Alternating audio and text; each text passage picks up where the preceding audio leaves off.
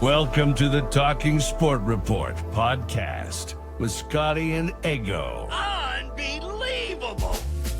Hello and welcome to the Talking Sport Report podcast. This is Eggo, and with me as always, my man Scotty. Some say that number 13 is unlucky. Ooh, 13. This is episode 13. So is that a lucky thing for us or an unlucky thing? I think it's lucky for us. It's unlucky for the listeners that stick around. Yeah, that's a good point. It's a very good point. I hadn't even thought about that. Well, that's way the to beauty of this start the podcast, show, mate. mate. You don't think of a lot of things, which is No, why I that's love exactly you. right. I can just tell you something and get your real reaction. So if you are listening for the first time, Scotty and I are best mates, high school sweethearts growing up, now have our own families, but we love catching up every Sunday. It's a good excuse. You got pulled up at a party saying, why do you do this podcast? And what was your reaction? We got to the stage where you and I, we chat, like once every 6 months. This is now just an excuse for two mates to chat shit on a Sunday night. It's great. Exactly. House is quiet. We catch up. We talk shit. And you know what? Disguise it as a podcast. Yeah. And it's nice getting the feedback from people during the week as well. Like I always get a message on Tuesday from one of the listeners that's like, loved it, absolutely cracking up. I'm like, oh, at which part? Because I didn't think there was that many. So, mate, it's bloody fantastic. It really is. We'd love any feedback or any emails, any questions you could send through to us. talkingsportreport@gmail.com is our email. We're going to talk a lot of stuff tonight. It's going to be very rugby league focused. We're going to tackle Rugby League 26, that game that everyone's talking about, that people, oh God, they're hating on right now. The legendary Hulk Hogan dead at 71. We'll touch on some cricket news. The Wallabies last night getting the win and Oscar Piastri, our Formula One legend who's leading the charge. We'll have a bit of a chat about him, but we're going to kick it off with the NRL. There's so much happening across the weekend, but Scotty, the first thing we've got to talk about is we have a new Australian coach, and it was a weird one. Mate, I'm not surprised, but I feel like you and I had a chat, and like you said, you know, X couldn't do it. He's not allowed. It was kind of like they sat back and just went, shit, who's next? Yeah. Did they throw a couple of pitches up and chuck some darts at it? I mean, but come on, it's the easiest job in rugby league. Yeah. Easiest. The amount of superstars you've got at your disposal, you would be stupid not to take the payday. And I mean, be honest, how often do you work? It wouldn't be a lot. Nah. But that's weird then. So we said people turned it down. So Brad Fittler said, nah, not for me. I got too much on. That was interesting because I thought, you know, again, I agree with you. There's not much happening there. Part of runs itself. The fact that he's saying, no, I don't want to be a part of this is probably not a good sign for us heading into this series of international matches. And it's kind of this weird turnaround too, isn't it? It's a really short turnaround. Back end of the season, Kevy Walters is gonna have that as his number one priority now to turn it around. And they're also saying there's a Grim Reaper already in the back waiting to kill him, and that is Cameron Smith. So they didn't give it to Cameron Smith, but the rumors is Kevy is like, it's almost like they're expecting Australia to shit the bed in whatever comes next in the international world, so they can go, we can blame Kevy again. Yeah. Then we'll give it to our real man, Cameron Smith, to take us forward. It's at the point now where I reckon Kevy's resume, the first dot point is professional scapegoat. Yeah. It's got to be. It's got to be. But, I mean, you are right. There was some good names there. You mentioned Bennett before the show. I mean, that guy he could coach anything. Anything. He could. Not like he's got a lot going on at the Souths right now. They're done. Exactly right. Yeah, let him do it. They've just gone to shit. Look, put it this way: Bennett could coach Stevie Wonder through an eye test. He is that good. He is that good. There's concerns. The fact that, like you said, are they just now looking for someone to blame? I hope, honestly, as an Aussie, I hope Kevy kills it for the fact that, you know, it'll be more success. But like I said, I don't think it's a hard gig. The amount of superstars. But in saying that, I kind of hope he comes in and just shakes things up a bit. Just do it. Kevy does? Yeah, just do it. Go on. Stand up for yourself. Pick those fucking players that you don't think will, even get a second thought. Give Jackson Hastings a spot. Go on. Well, yeah, I guess if you know what Kevy should do, Kevy should come into the camp and go, I'm going to take Rugby League 26 as gospel, and anyone who's rated high in Rugby League 26 a video game, I'm going to pick them and bring them in because clearly they're the ones that are going to win me this thing. What happens though if Kevy wins this? Like if he gets the Australians to win and then they turn around and go, oh, it's a short contract now, it's Cameron Smith. I guess they can always say that was the plan all along. I mean, I feel for Kevy. Yeah. But I mean, it's it'd be a fantastic gig. It's not something that'd keep you busy. He can still do his media commitments, but yeah, I think you're right. But then it's a question of, well, what does Cameron Smith have to do beforehand? If he's not good enough for the job now or experienced enough, what does he have to do? Has he got anything lined up? Is he a name that's being thought of behind the scenes at clubs? I doubt it. I think he's Channel 9 commitments. I think he could be next in line for Queensland, that kind of a gig, I think. Billy Slater does a good job handling both. I don't think Cameron Smith's jumping out of his skin to go be a full-time coach and lose all of his hair. That's a good point. But it made us start to think, not that Kevy falls into this, but it feels like Kevy's been set up here. I really think Kevy's been set up. The Aussies are going to get fucking hammered and they're going to go, well, it was Kevy Walters' fault. Yeah, so exactly we started thinking like worst coaching decisions, like who's like putting coaches in that just absolutely fell on their sword so quickly. And, I think back to, probably right now, Des Hasler at the Titans, although they've come good. They're true. One of my favorites of all time, Tommy Raudonikis. They brought him in to be the Blues coach, and apparently all he did was all week, and Tommy, legend of the game, but all he cared about is getting them to fight. Yeah. So he's only, there was no strategy, nothing. He's just like, when we get out there, boys, just bash them. What's the game plan, Tommy? Bash him. Just bash him. And then he did the cattle dog, which is now infamous for Andrew Johns, knowing that Andrew Johns can't fight because he was throwing just nothing. He's just powder puffs. Oh, still better than Kevy. Yeah, still better than Kevy. Probably. Who have you got? I did have a look at your list, and there was two in there. I'll take one, and that's Seabold at the Broncos, and then I added to that and Manly. Yes. Because I don't know that. I don't have much to say about the bloke, to be honest with you.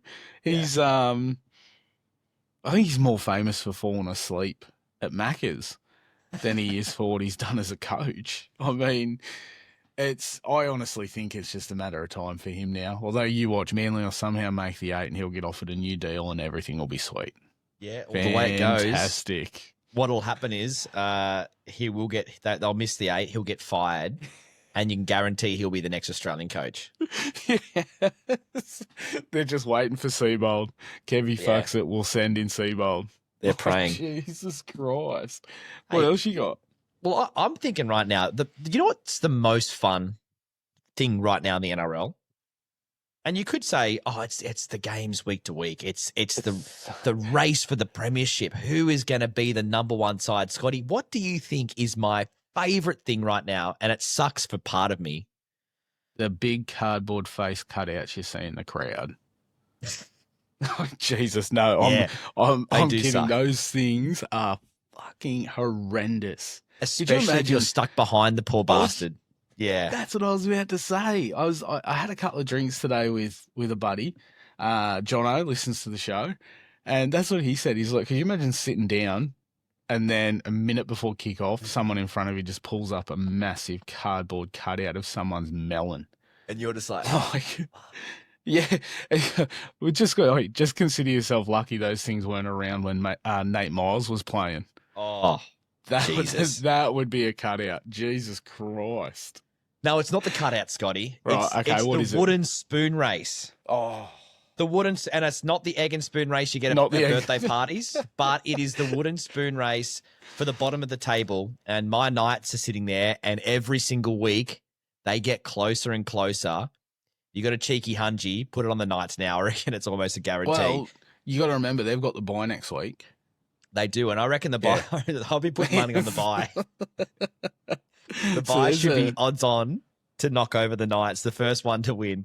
But Actually, this weekend yeah. has been great. So the Titans come out, and we were talking about this last week. The Knights should have beaten the Warriors. The Warriors have played shocking 2 weeks in a row. So the Titans come out and dismantle Over the there. Warriors, Absolutely. which is huge. Hard place to go to, New Zealand. Totally. To play football, I don't think it's hard to get to. Just jump on a plane, you're all good. Hard to head over there and get a result, especially when you're sitting last Yeah. on the table. But lo and behold, done it with ease by the looks of it. It's actually quite a shake-up because I've just had a look at last week's table compared to this week's, and it's been a massive change. So last week we had, from 17th up, we had Titans, Eels, Rabbitohs, Knights from 17th up to 14th. Now it's Rabbitohs, Titans, Knights, Eels. So it's a massive change. Yeah. We said it last week. Mitchell Moses came back this week, and I didn't watch the game, so I can't sit here and say he had a blinder. But going to Brisbane, picked up the win. Some say controversial. Some say Walsh wasn't offside. He was fucking offside. He was offside. Yeah, he's not that quick. He's not that quick. So honestly, I didn't expect to see such a change this weekend, but it's going to be interesting because next week, like I said, the Knights have the 2 points already wrapped up in the bag. The Eels play the Storm. The Rabbitohs play the Broncos up there. The Titans play Panthers. Oh, Tigers. Tigers play the Doggies. They could get dragged into this. They're only on 18 points. So And that loss against the Panthers, because it was such a bloodbath, that has really impacted their for and against. They're now minus 135. And if you, to put this in perspective, Eels minus 147, the Titans minus 149, the Rabbitohs minus 151. Yeah. So if the Doggies were to put a bit of a score on the Tigers, they're well back in chances of getting the spoon. Well, in saying that, the Dragons play the Raiders as well, and they're only 2 points above those other three teams. So minus 64, though. They've got a minus 64. So that's, I mean, they're one of those sides, haven't they? They've just been up and down all year. They get flogged by X amount, then they go out and do a number on another team, and you're just like, what the hell? But the Titans were the one that shocked me the most. But then you look at the what they've been about this year. Desi Hasler up against it for grabbing their penises and pulling them out of the shower. It's his 500th game. They're all sitting there going, we don't want to get pulled out of the shower again. We're going to go out and we're going to rock this. And Kieran Foran masterclass. And you just go, holy shit, this is exactly why, as a Knights fan, I'm scared for the wooden spoon, because if the Titans are the side, they could go out and rub three sides out and help Desi somehow manage. Like, I've never seen Desi smile all year until after that press conference after that game, but that's a fantastic win. And, you know, the Eels go out and beat the Broncos. You feel like they've got another couple of wins. Jason Riles has done a great job. He copped it. He's copped it hard all year. He's just starting to turn the corner now. They're not out of the woods yet, but you think with Mitchell Moses fit for an entire season next year, A, New South Wales will love it. Yeah, but B, yeah, definitely. Like, he's played more games for New South Wales than probably Parramatta lately. Yeah. You're not Who do wrong, you think? actually. So this is where it's sitting. So Rabbitoh's obviously last, but now this is another week out. I feel like this is going to be a weekly segment for us right now because it is just so bloody interesting. We are getting closer to my wish, and that is 4 or 5 teams potentially being able to get the wooden spoon going into the last round. Wouldn't that be fucking grand? This is massive. So to be honest with you, looking at it now, just looking at next weekend's fixtures, I think this all comes down to if you're going on form and you're obviously backing the team sitting above them to take the win, it's now a question of who's getting absolutely destroyed and that for and against looking like crap. Yep. I honestly think the Rabbitohs are in a little bit of trouble.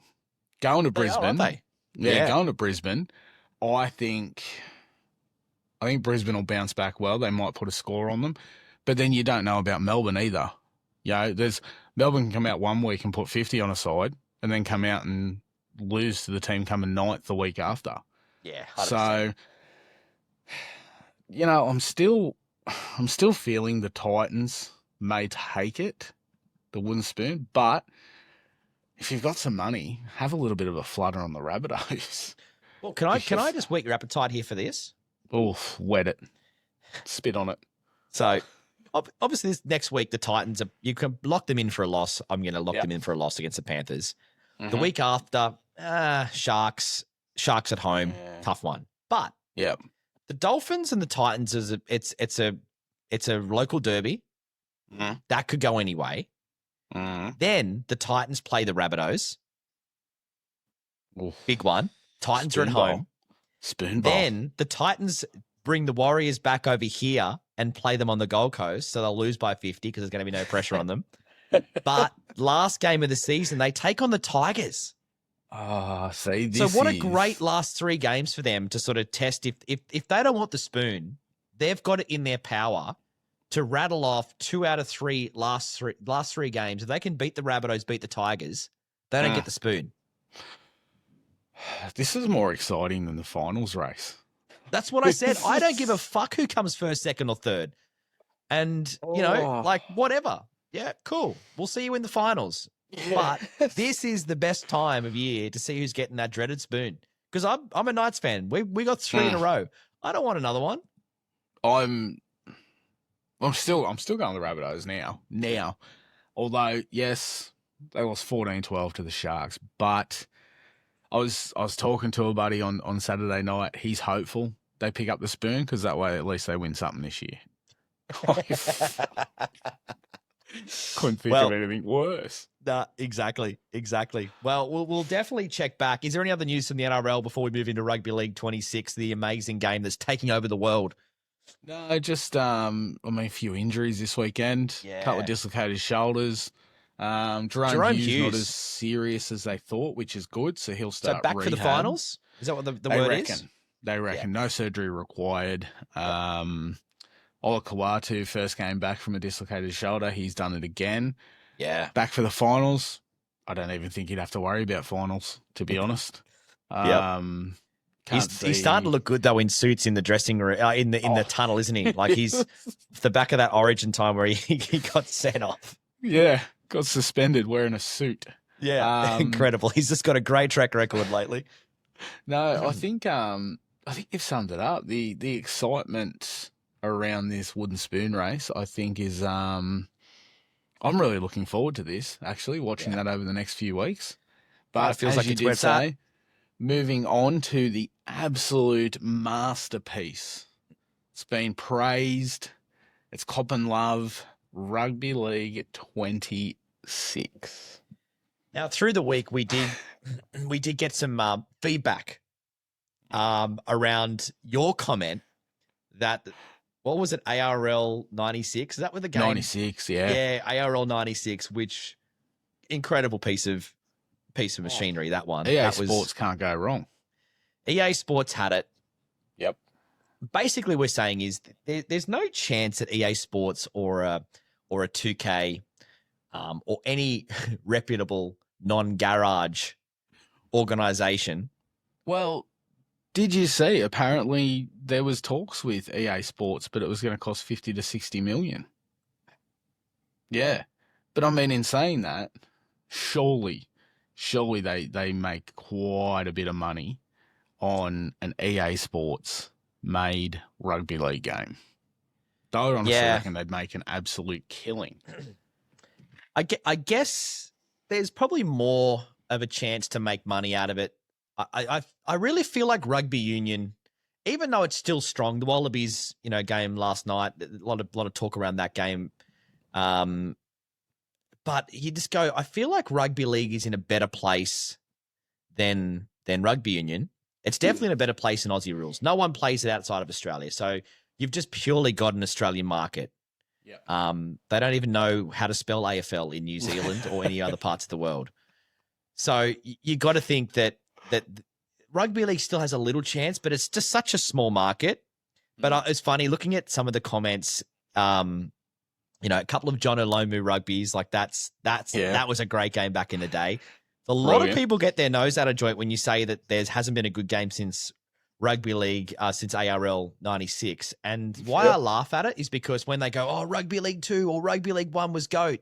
It's like, yeah, cool. They were all GOAT if they were released in 1996. The game hasn't gotten better since ARL 1996. It still looks like ARL 1996. It actually performs as a game worse than ARL 1996. And quite frankly, they haven't got their act into gear. And every time I turn the PlayStation on, there is an update for this game because they are packing it. They're shitting themselves. They've realized they've screwed up massively.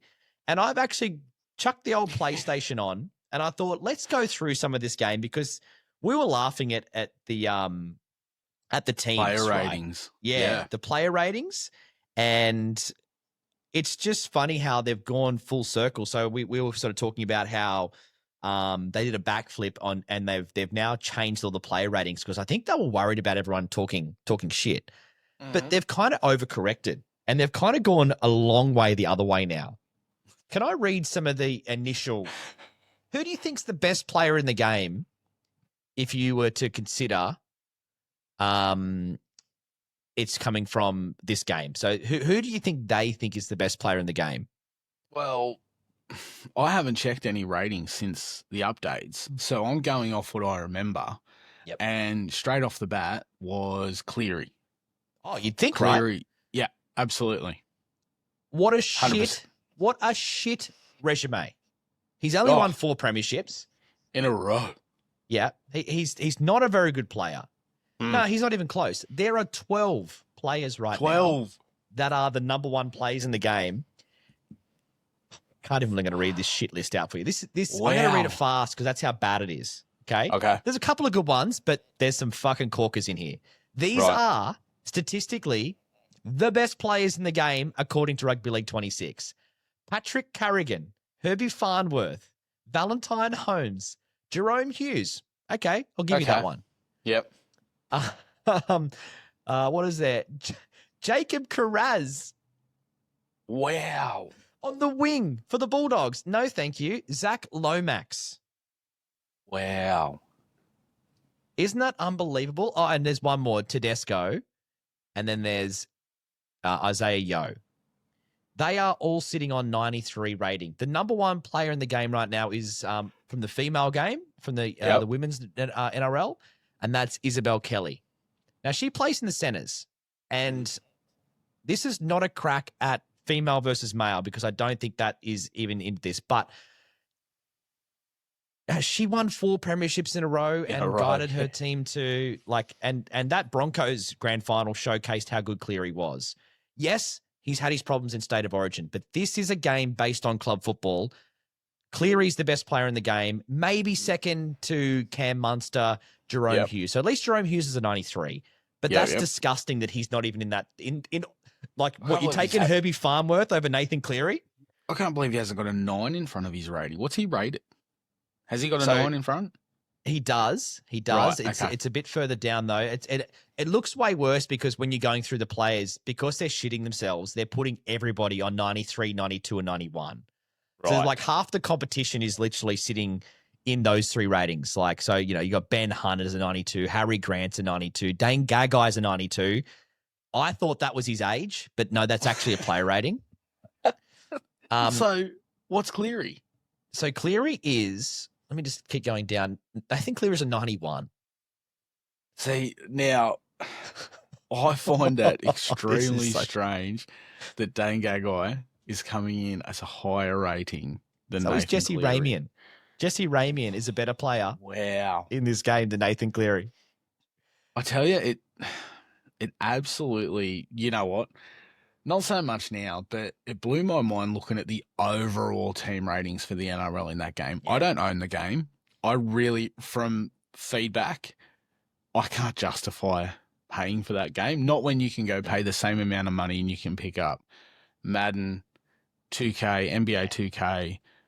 Quality games. it's even cheaper to buy, what is it now? It's FC 26. It's not called FIFA anymore. Yep. I'd rather pay that kind of money and get a game that you know's it's going to work.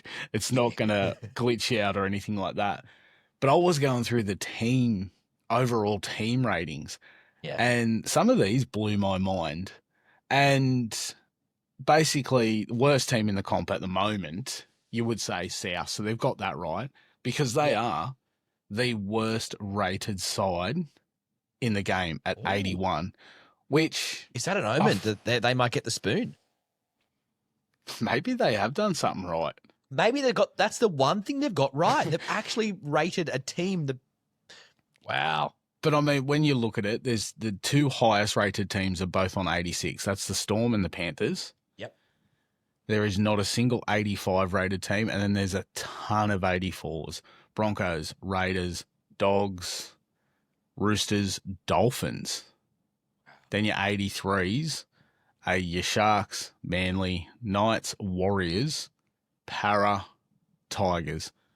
Couple of 82s. They're cop-outs though, aren't they? It's like, we are getting too much criticism. We're just going to put everybody as a community 83 and an 84. It's just, this is what annoys me about a game. Like they're clearly, and can I give you two more players that need to be mentioned? Yeah, hit me. So you think about all those players that I just mentioned before, like, you know, your guys. Think about all the wingers in the game, all the centers. They're all sitting in the 91s. Then you get to the 90s, and they're all those great players that are not even, you know, if you were to go through your roster, they're like the 10th pick. Then you get to the 89s, and you go, oh, yeah, wow. Then you get to 88, and that's where Cam Munster is rated right now. Cam Munster is an 88. Now, it got too far down the list to count them, but he'd be at least ranked outside the top 100 by a long way in this game. Wow. That's unbelievable. Cam Munster is an 88, and also, just to put this in there as well, Payne Haas is a 90. So, again, the best forward in the game is not even in the top 50 players in this game's rankings. With the update, is there any way for you to just quickly check what the State of Origin sides are overall ranked at? Because what I'm looking at here is crazy. So what I'm looking at, they got the Maroons at so they're a 90. Well, so they're an 87 when the game was released. Yes. What are the Blues? The Blues are a 90. Yeah, and the Maroons are at 87 still. Yeah, right. See, wow. God, they've shit the bed on this, haven't they? Unbelievable. It's like I did see a comment when the game first came out. It was probably a day or two after, and it sums it up. You hear this comment often, but it was as simple as somebody's let the work experience kid go to town on this. It is an absolute, and the fact that they are charging as much as they are. But like you said, you hit the nail on the head. Was it a comment that you read? All the paid features work perfectly. Not an issue there. Not an issue at all. Even when the game's down, I reckon you can still buy cards to unlock in your deck. And I've got to give a shout out to a friend I work with, Alfie. Alfie is a funny guy. He's about 5 foot tall. Sorry, Alfie, you're a bit more than that. But he's, for the sake of the story, he's 5 foot tall. Yeah. And is the kind of guy who will abuse you while he beats you. You know, Right. one of those kind of guys, which is it's funny. It's good fun. But apparently he's been really good. So he's been within like inside the top 50 of players in my teams. He's been like playing it religiously, and he's made himself in the top 50. He's fallen out of there now. With him? Do you say you work with him? Oh, doesn't do much work, clearly. That's what I was about to say. Is the guy doesn't do much work. Or? But he said he's been playing these games, and these people get really passionate about this. He would beat a guy, come out, and because the game is such a piece of shit, it would mark him down as a loss. So he said a whole bunch of games where he's putting hours into this, wanting to play this game. He's one of the very few that actually want to play this game, and he's been given losses instead of wins because they can't even get that right. Well, don't they show stats at the end and stuff as well, where it's like how many golden point wins you've had, but it doesn't go to golden point. It finishes as a draw on that. Like, well, another fun one for you. Another fun one for your gameplay. I got another comment through the week from a legend on TikTok, and they wrote to us saying, the game's stuffed. Payne Haas just kicked a field goal against me, and they were down by 6. Yes, Rugby League 26, the greatest game of all. Keep kicking goals, Big Ant. Keep kicking Oh, goals. shit. Wouldn't you hate to be driving to work tomorrow and you work for Big Ant? You turn around and go home and go, I'd probably get more done by just doing the dishes. That's fantastic. Oh, wow. I know you wanted me also to look up Zach Lomax's kicking attributes. It doesn't give it, which is lucky because I reckon that would have definitely found out Big Ant when they rated him a 99 because he's obviously one of the best players in the game. He has the highest rating of all the players, which is ridiculous, but he doesn't get it. There's this acceleration, durability, discipline, stamina, and strength. So Jake Trbojevich's discipline would be shot to shit, wouldn't it? Loves giving away a penalty and a bloody set restart. Does. He absolutely does. Out. Oh, jeez. What a fun one. In a nutshell, save your money. Go put it through the pokes or follow my tip of the week. Boom. That's coming up later tonight. And you know what I was to say? If they were to come out with this game and go, hey, this game is an extension on Rugby League, the previous examples.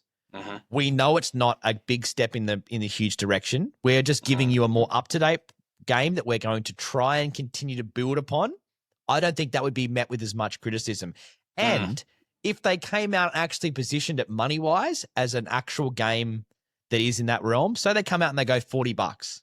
Pay $40, the game's yours. It's basically an update.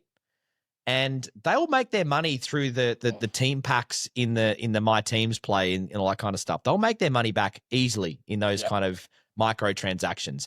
But if they come out and do that and say, look, the game is going to need some time, but it's going to be a good game over time, and we're just trying to give you the last game just in a more current version, I reckon it's a completely different thing. So any game studios out there, take note, do everything the Big Ant Studios didn't do, and you will have a fantastic game moving forward. Someone win Lotto and fund it through EA, please. Do us all a favor. Imagine that what a tragic, you won $30 million and you put all your 30 million of your winnings into getting EA Sports to make a good rugby league game just to take on this one. That's brilliant. Oh, shit. I wanted to have a little bit of a debate with you. Before we move into other stories from around the world, because I think rugby league is in a really good spot right now. And we had a text back and forth, and I think it's actually a good conversation to have because I would love to get anyone's opinion. Who is in the right or wrong here? And I know that people are going to be very strong either for or against what I'm about to say. But I believe it because I've seen a track record of it, and I think there is, and I'd love us to go point for point. So maybe I'll give a point, then you can give a point on why you think, because you actually disagree with my statement. I was like, great, this is going to be a fun conversation. So has Peter V'landys been good for the game of rugby league? So Peter V'landys is running the sport, is the head honcho of rugby league. He's also the head honcho of New South Wales Racing. So he's doing two jobs at one. And you think he has, and I think he has not. Okay. I think there's been moments of brilliance, but I sometimes think the brilliance has almost been stumbled upon as opposed to him actually nailing it. Okay. Right. So my first point that I'd have to bring up is the man is obsessed with changing shit. And it's annoying because it's actually ruined this year's State of Origin. The six again. Broken, don't fix it. Yeah, the six again rule's one of his babies, and it's been one of the most annoying changes in the game of rugby league. Yes, it's making the pace a bit faster, but you can't tell me now that referees are just constantly saying six again, and you can't work out whether it's right or wrong because it's in the middle of the game, and I think it's a way to almost disguise a lot of fuck ups. Because they just make these calls, and a lot of square up penalties are made this way where it's like, I'll do it now. And this all comes from Volandis. And Volandis has just every year pissed a lot of players off, a lot of coaches off by every year just, here's another 7 rule changes we're going to make. And I think that's a bad way to play the game because it's confusing as a fan because you're like, hang on, what's happening here now? I'm not across the news, and now I've got to deal with 45 rule changes from last year that's now different to this year. And I think that's a pain in the ass. That's a fair point. That I hadn't factored in. So that's actually a good point because I looked at more the bigger picture outside of the gameplay. So I looked at him bringing crowds back after the shit show of COVID-19. Yeah. You think they would have come back anyway? I think they would have, but I feel like he just kind of made it, I don't know, he just made it feel that little bit more exciting. Yeah, it was always going to be exciting. But I don't know. I just feel that, that what he's doing with securing sponsorships through betting agencies and stuff, raising revenue for the game, I think that's fantastic. You are right around the rule changes because it is. You see it almost at the end of every season. We're doing this now. You've got to pirouette 8 times before you take a dropout. But you got to do it before the dropout clock hits fucking 0. Yeah. If you don't play the ball right, then the referee's going to play got your nose. Shit like that. Yes, I do get that. That is an absolute pain in the ass. But I looked at more, Vegas. Vegas, for example. Massive. Absolutely massive. Could you imagine the time we spent in Vegas if you had the opportunity to watch the Knights play? Yeah. Yeah, Vegas was good. Unbelievable. Vegas was good. I think that was good. I just feel like a lot of the things he's doing, I feel are in a positive sense. I did reach out to a good friend of the show. Their response was, big fan of some of the things that he's done. However, he holds concerns for the new teams that are coming into the comp. Yeah. So my question was, how so? Because he doesn't think it'll work. I'm like, how so? I then had 17 missed calls because he was drunk. So I don't really know what I he love Jimmy. was getting I already at. know that's Jimmy. I don't even have to ask any more questions. I know that was Jimmy. Too funny. Yeah, so I do. Right, can I hit me some more then? All right, come on, give me another Here's some one. more Give me another one. okay. The refereeing crisis is his fault because he's the first to jump on the bandwagon and go, we need to improve refereeing and the refereeing's not done right. And he goes out and actively criticizes the referees. Now, last time I checked, I know there's a referee's boss, but who's that boss's boss? Him. So if he's that concerned about it, why doesn't he go and fix it? And he loves to call people out in the media, tell them they're doing a shit job, but has zero solution. And I think that is a big issue because remember he blew up around he's one of those guys who seems to throw at the bathwater with the players got upset about the contract negotiations and good on Clint Newton because he actually stood his ground against him and said, no, we're going to play this fair. And if I'm being honest, without the players and the coaches, we don't have a game. They need to be getting more money as much as possible because they're what bring the fans through. And without the players having that and having the security of financial security, I hate when you see big bosses try to dictate over people like the players. So I think he handled that whole situation because he just goes out and he just slings words out in the media instead of actually conflict resolving these things. So I think that's a big one. I don't think he's got any future leading thoughts. I think he just plays off what he's got in front of him. And I think it works really well if you are from his background where, very, very smart businessman, but in the business world, you cut people up, you do whatever you can to scrounge and get ahead, right? Yeah. This is the NRL. It is our prize game of our nation. So it annoys me that you take the same tactics to this beautiful game. And there's been so much happened in New South Wales racing that he has now jumped into NRL. And if you go back and look at the NRL, the Racing New South Wales, when he first took over racing 20 or so years ago, whenever he took over, there was like 1,800 racehorse trainers. There's now a fraction of that. Like it's well under 50% of trainers because he's basically just got them down, whittled them down, whittled them down, whittled them down. There's been so many problems legally. Remember he tried to sue the ABC because he was just, there was rumors that he was destroying horses illegally and then he wanted to sue them and the judge is like, no, and threw it out of court. Yeah. And then you go back to as well, like he basically crippled all the country racing to ensure that they wouldn't get, and then bump the prize money up. So then all the big trainers would go out to the country and win all the country racing and knock all. So he's got a track record of pretty much destroying racing from the inside out. He wanted to sell Rosehill Racecourse. That just got shut down. So unlucky there. That was a big loss for him. But see, where I'm coming from is I don't think he actually runs it very well. And I know this is not a political podcast, but I just think it's time for a change. And I think he was the great man to have in charge when COVID hit because he actually stood his ground and went, we've got to play now. And he was the only one that actually did it. AFL bumbled around, all the other ones bumbled. In fact, all sports around the world's bumbled around. And he said, we're going to get back, we're going to play. And he nailed the shit out of it. He nailed the shit out of Vegas. But I don't think he's nailed much else.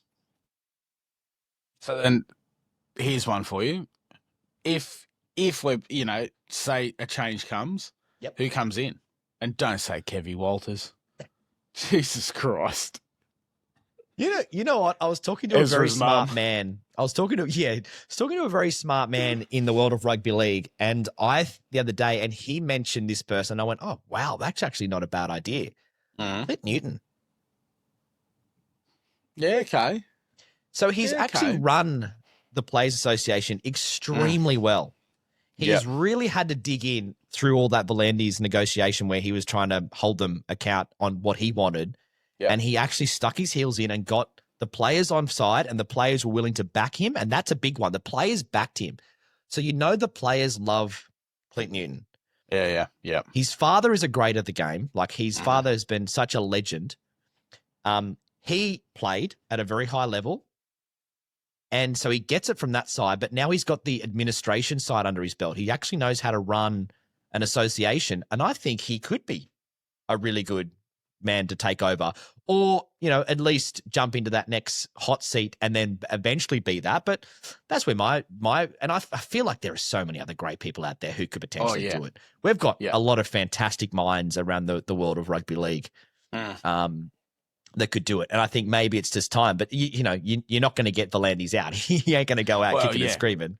Exactly right. So basically what I took from that is he won't be getting a Christmas card from you this year, will he? Probably not. I don't think he gives a fuck about our podcast. And I don't know. Don't rule anything out. You never know. He's the kind of guy who probably would take it to heart, wouldn't he? Yeah. Wouldn't it be like, I mean, you don't want to say it, but imagine if he takes us to court. I was only just thinking that. Fucking hell. What is the charge? I don't know. He said some bad things about me. I don't like that. He was talking shit. He was just talking shit about me. He said they should replace me with Clint Newton. I'm pretty sure the fat one said Ezra's mum. Oh, fucking hell. Oh, Jesus Christ. That's brilliant. There you go. Right. Actually, that was good. That was good. Not a political podcast, but I actually enjoyed that. Well said. I think it had to be said. And I'm actually really keen to hear what other people think. We will chuck this up as a video through the week. Mm-hmm. And of course, if you have any thoughts, and call me a dickhead. Like, I don't mind. Come back, call me a dickhead, say you've got no fucking idea, which I probably don't, to be fair. I never said I did. I said this is a thought. But talkingsportreport@gmail.com or any of our social channels at Talking Sport Report on TikTok, Insta, and YouTube. Anyway, we'll see what happens, and maybe next week we might have to revisit it, depending on if we've got legal action or not. Other news floating around the world, which we're going to just touch on quickly this evening before we go, is the legendary Hulk Hogan passed away at 71.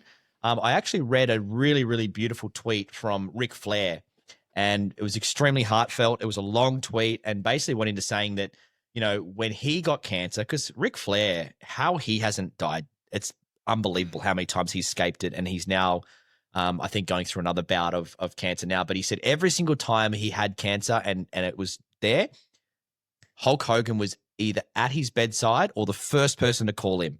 And all the reports we're hearing from behind the scenes, I know he's had some other issues in the news around his, around his what he gets up to behind the scenes. Yeah. But the outpouring from all the wrestlers like The Rock and guys like Ric Flair, it is crazy because I guess guys like us, Hulk Hogan, even though we had him last week on one of the most hated wrestlers of all time, that's what makes him so good. Because the ones you hate, you actually love secretly. And you love them so much that you hate they're doing things that you don't love. Yeah, exactly. What was your thoughts when you heard that he passed? Like, it was just a weird time, wasn't it? Yeah, because it was, at the end of the day, regardless of what you think of the guy, he's had some issues out of the ring, racial stuff, things like that. Regardless what you think of him, he 100% changed wrestling. Yeah. Absolutely. And in a sense, I guess he's partially responsible for what it is today. Yeah. You look back at some of those clips from when he first started, the crowd, they ate that shit up. They did, didn't they? When Raw debuted on Netflix, he came out, he absolutely copped it. It was just booze upon booze. He come out with Jimmy that's Hart. passion, isn't it? That's passion. Yeah. That's booze in that industry is you're doing a good thing. You're doing a good thing. He come out with Jimmy Hart. Jimmy Hart was waving the American flag. Boos were ringing around. I don't know why. I just pictured them getting backstage after and bloody Hogan having a crack at Jimmy, just being like, mate, you weren't waving your flag quick enough, brother. They were booing the shit out of you out there, brother. He's always got a way of turning things around. Yeah, he does. To blame someone else. Absolute legend of the industry. Yeah, in my opinion, he changed it for the better. Massive loss, no more 15-second cameos on Raw or at a pay-per-view now. Absolute legend. It was, it was shock at first. It really was. So summed up beautifully from Luke Gilchrist, one of our fans of the show, absolute legend out of Maitland. He wrote an email to us and said, "G'day lads, loving the potty, long-time listener, first-time emailer. In honor of the two legends we lost this week, Ozzy and Hulk Hogan, what are your favorite team songs or entrance music of all time?" Just to reminisce, because when you think wrestling, you always go back to the great entrances and all that kind of stuff. Mate. He also said, how can I get my hands on a potty hat? They look the goods, which you're actually wearing right now. I know this is an audio medium, but if you're watching us on Spotify podcasts, Scotty is rocking a Talkin' Sport Report hat. There is an announcement coming next week, Luke. We will get you up to speed. Next week, a big announcement on merch, but he threw some great ones in here because we were sort of going back and forth, and we might mention a few now. But Stone Cold Steve Austin, he said, is number one for him. That the glass, the glass. But just as a young kid growing up, when that glass shattered, you just erupted. Even, no matter where you were, you would erupt. You knew shit was about to go down. Yeah. Funny enough, he's also gone out of wrestling. The wide world of sports cricket opening music, which is a good one. That's fantastic, actually. Because you knew Richie was about to come up. Like, that was the best part. Bloody brilliant. Welcome back to the MCG. And the other one was The Rock, which I think is a good one. I think you got to go Rock version 2. That first one felt, when you've heard the second one, and people who know, it's about 3 steps quicker, the second one. The first one, when you go back and listen to it now, it's like, oh, Jesus. Yeah. How slow was this guy walking out to the ring? Because it was such a slow one. Where do you go? What are some of the ones you as soon as you sent me Luke's email, the first one I thought of straight off the bat, wrestling, The Brood, has like that deep gothic kind of vibe to it. You know, they came up through the floor in a ring of fire. I know you've got the skills to do this. Chuck that bad boy on here somehow during the week before, when you do your little magic edits and stuff like that.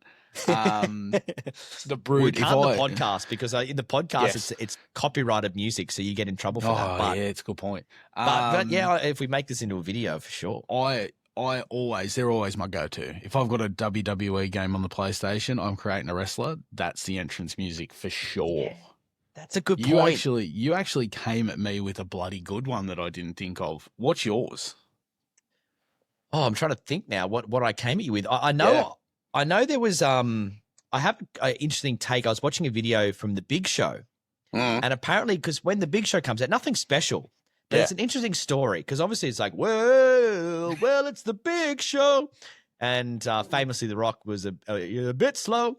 But it was, and you notice the music is very dun, and that's obviously to match his walk is out to the ring at a slower pace. But apparently he came up to Vince and they're like, all right, what are you thinking for theme music? And Big Show's like, oh, I don't know, maybe something like, like this. And he kind of hummed a few things and then said, maybe something like, well, it's The Big Show or something like that. But, you guys go away and think.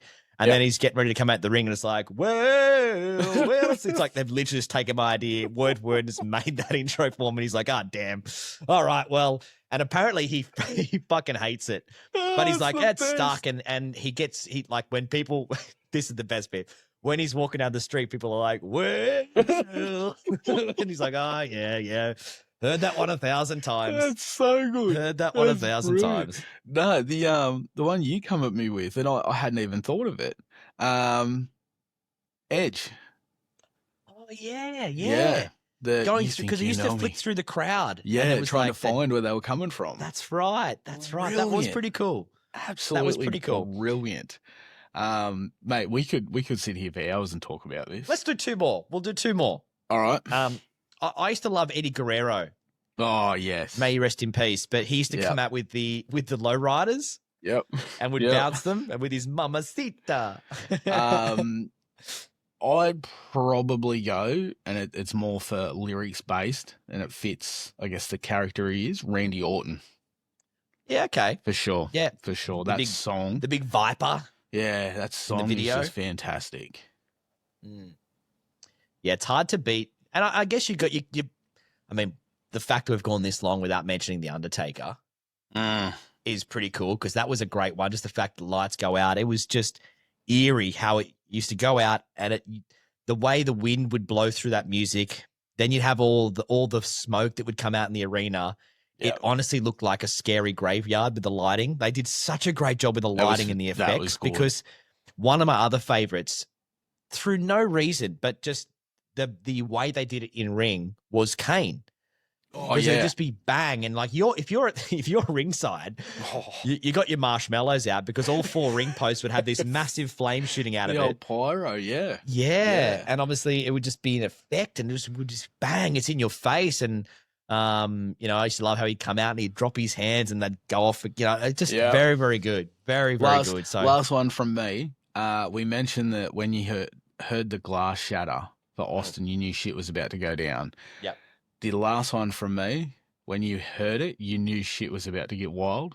DX, Degeneration X. Oh, now that is a great. How do we miss that one? Yeah. The fact again, pyros, that even though back in the early 2000s when they're doing the suck it and the green fireworks being shot across in an X, like they did a good job. That was they did a good job. Fantastic. Yeah, that was awesome. And you just have X Pac, you're just like, bro, how many lines have you done before you come out? You were just way too pumped for this. That's so way good. too pumped for this.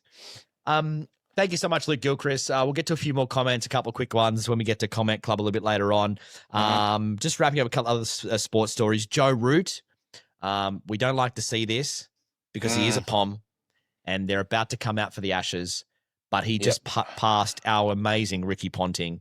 He is now the second all-time leading run scorer. Now only ahead of him is Tendulkar. Yep. And let's pray to every god and everyone possible that he does not get there because we want Tendulkar on top. we do not want Joe Root as the #1 run scorer of all time in Test cricket. I'm sorry, just cannot happen. And in order to do it, he's going to have to score runs quick. And my big concern now is the Ashes coming up. He's actually been on fire. Yes. So, mate, wouldn't you love him to get a few ducks? Just really ruin that average a little bit. Yeah. It does show you how much that band for Steve Smith has come back to hit him. Obviously, he started his career a little bit later because obviously he was, when he first came on the scene, he was a spin bowler. And then he comes in as a batsman and just takes over the whole world. But having that, he was in his heyday, he was making runs for fun. And then having that long ban, he's like 12th on the list and not even close to getting anywhere near this. Because remember, there was a big storyline throughout the time around Smith versus Root as who's the best batsman. Yeah. They were kind of neck and neck. And obviously he's jumped away from him with that big ban. Yeah. Yeah. That's mate, I'm telling you, it's a worry coming up to the Ashes, that's for sure. Absolutely. Speaking of cricket, Glenn Maxwell starring as the Aussies yet again dominate the Windies in the T20. They're just winning those games for fun. But the big call is T20 World Cup is coming up next year. Mm-hmm. Glenn Maxwell will be 38. God, he's got to be in that team, hasn't he? Has to. Mate, like a fine wine. Isn't he? Fine wine. He's got to be the first name in there for sure. I thought Stoinis would be being the captain, but no, you're right. Nah, not at all, mate. Not at all, I'm telling you. I actually agree with you. I think Maxwell gets picked first. Like, how's that? Like, you go out in a T20, you're hitting more sixes than you are fours. He scored 47 off 18, for Christ's sake. Hit 6 sixes. It's unbelievable. Absolutely beautiful. No, it was runs were shared around a little bit too, which was nice. Inglis with a 50, Cameron Green not out 55. Mate, positive signs, but then again, you know what the Aussies are like. They'll absolutely dominate and destroy it, and then they'll come to the cup and they'll just capitulate. Not if they got Glenn Maxwell there, smacking sixes, taking 2 beautiful catches in that match too against the Windies. Yeah, absolutely. Like screamers. Like the guy is, as you said, he is fine wine. He is just getting better and better, and I can't wait to see him in the World Cup next year as he's the first person picked. Definitely. That's what he's called it. Definitely. Formula One, where it's so weird to see an Australian on top of the Formula One. Oscar Piastri. He's second off the grid tonight behind teammate Norris. What is he, 9 points? It might be 7 or 9, but it's definitely enough to be happy that you're not neck and neck, or you are neck and neck in this game. But as long as he can keep doing well, and he seems like he's in great form. Sure, hopefully he's got to pray. I'd like to see him take the win tonight just to jump that little bit further ahead. But mate, it's like every time you turn the news on, he's in it. He's just absolutely smashing it. It's fantastic. We kind of got to that point where we're like, it felt like after Webber, I was like, oh damn, like what now? Like as Aussie, and then it's like Webber who? This guy's fucking brilliant. He's so good. Hopefully he gets a win tonight. So we'll keep an eye on that as well and check in on that over the next few weeks. And the Wallabies won last night.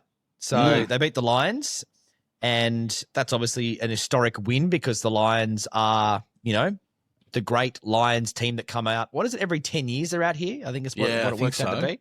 Every 10, You know the one thing I took away from that game?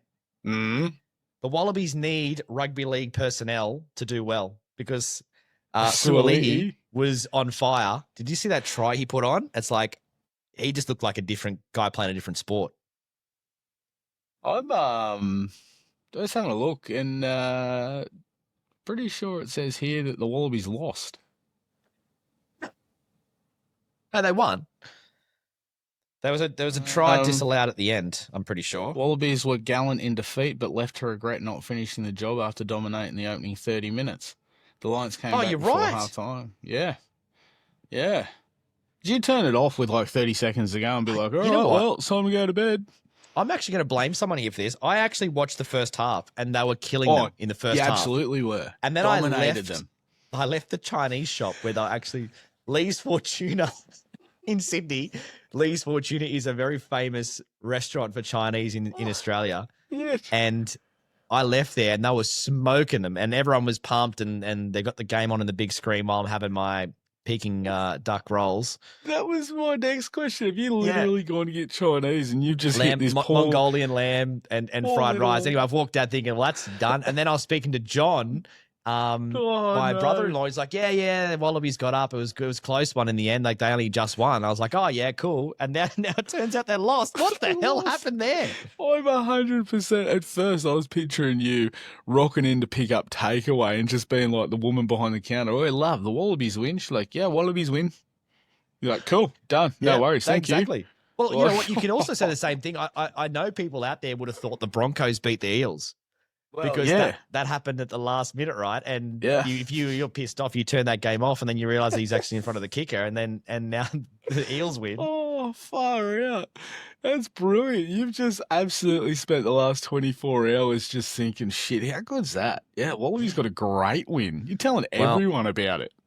Oh, you know what? I haven't even mentioned them again because I really don't care about the Wallabies too much, clearly, and I need to take that a bit more seriously, clearly, but.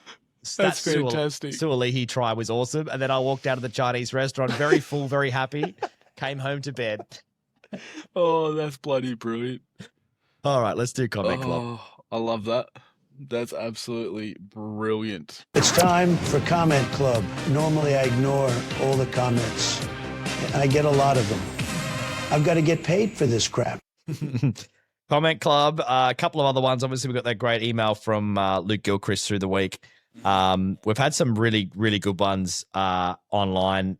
Paul Fairburn, 572 on TikTok, about the Rugby League 26. There's more problems than player ratings, commentaries all over the place, defense is shocking to control players, online doesn't work, some players are unrecognizable. You know what? That's no one's mentioned the commentary. Yes, it's the same one. I watched Fletch and Hindy the other week. They played it. And they've sat down, and Cam Smith is commentating. And I'm sure it was Hindmarsh has gone, Cam Smith, you can put a glass eye to sleep, mate. Absolute ripper. Oh, so good. I have to read this one out because this is a beauty, and this is the last one for tonight in the Comment Club because we have mentioned a few comments earlier. From Mr. _Smith _13. Happen to be your cousin. Oh. What's happened to Scott's hair? Why is he hiding it with a hat now? The people want to know. Because Scotty has pink hair and you've been wearing a hat. Because it's gone. Like, look. Now it's just great. Yeah. Well, Mr. Gilchrist then jumps in and says he's done the Scotty Scheffler edit brush over. So maybe you've done that one. But that, and I thought it'd be a fantastic opportunity to rock the hat, which I'm going to do from now on, because it's beautiful and it's comfortable. Fair enough. I can't complain about that. That's fantastic. If you'd like to be a part of the Comment Club and get your comment read out, just drop a comment on any of our posts we chuck up on TikTok, Instagram, or Spotify at Talking Sport Report. And of course, you can email your comments through anytime. TalkingSportReport@gmail. Scotty, your tip. How do we go last week? You are currently down from memory. Was it $1,750? Yes. And then we had to put another 1,000 on that. So technically you're down $2,750 from your bet last week. What's happened? I'm down. Shit. So we went a 3-leg multi. We had the Storm into the Broncos and the Warriors. Shit. Yeah. Shit. So I'm going to stick with the Rugby League. Okay. We're on 100%. So we're going 4 legs this time. We can't win 3, so we're going to go 4. 4 legs. Okay. $1,000 on the nose. Bingo. Storm, Broncos, Panthers, Raiders.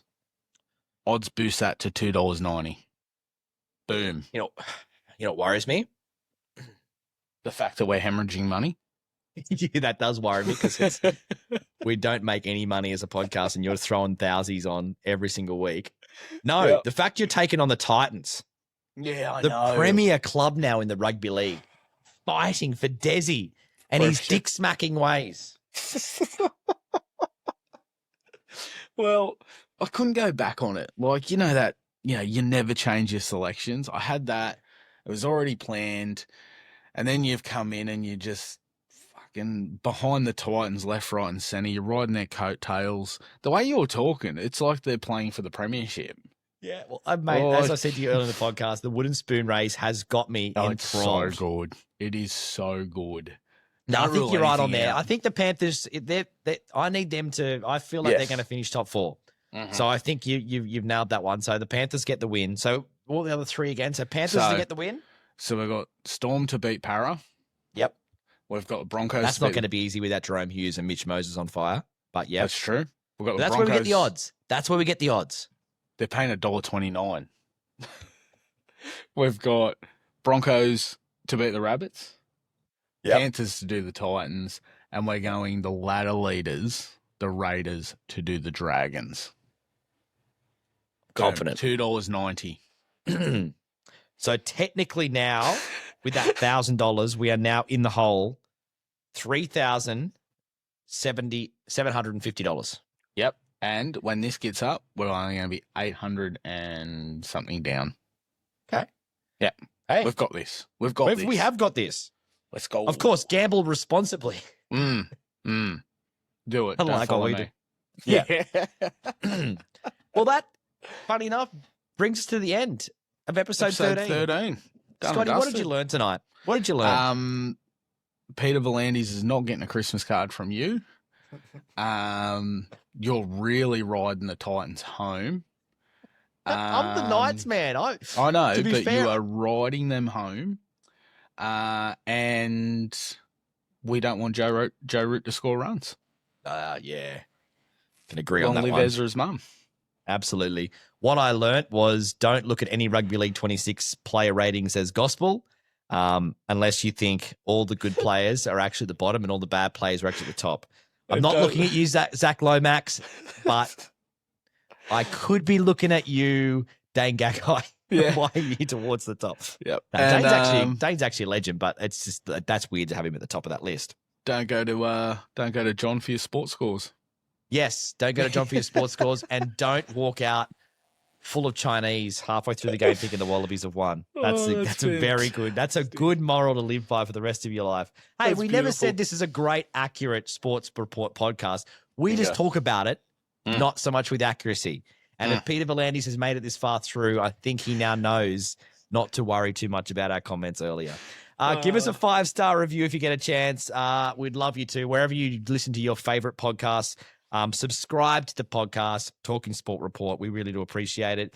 You can watch the full video of our podcast back. We chuck it up on YouTube, and also you can do it through the Spotify podcast app as well. And please follow us on all of our socials, TikTok, Instagram, and YouTube at Talking Sport Report.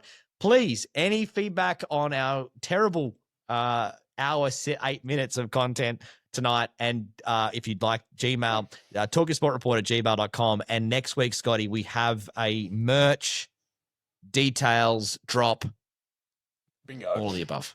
Mm-hmm. Yes, we're just sourcing the sweatshop as we speak. Yeah. not far off the point. And by Yes. sweatshop, we mean your mum is at the back knitting every single hat, every As we single go. shirt, and your Bingo. daughters are doing the exact same when they finish school every afternoon, which is good. Absolutely. Coloring in those stickers. There you go. It has been a pleasure. Absolutely. Peace, love, dove. See you all next week for episode 14. Goodbye.